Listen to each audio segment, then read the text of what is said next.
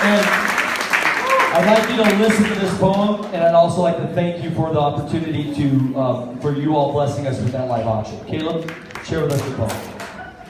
Hi. How many times have you prayed in your life?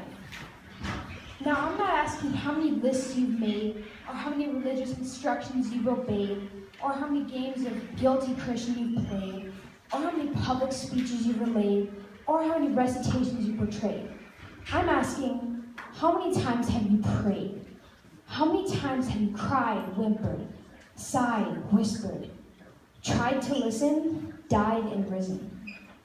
How many times have you approached God honestly, asking for nothing, but got everything?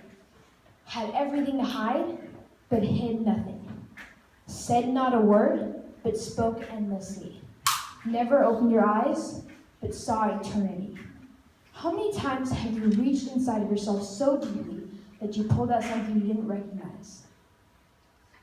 How many times have you approached your Maker, not who you want to be, not who you wish you were, not as who you think you are, and not as who you ought to be, but just as you are with all that dirt that covered you when God first fell in love with you? How many times have you run to your lover for passion, your provider for rations, your father for lessons, your instructor for lashings? Oh, how many times have you prayed?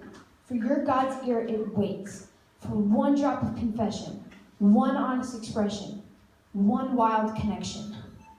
Don't approach the living God with dead prayers, but come to him when your lifeless prayers are dead, and the spirit on your tongue is dripping with life.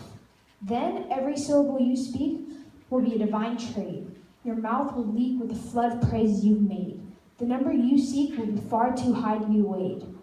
And you'll never be able to answer my question of how many times have you prayed?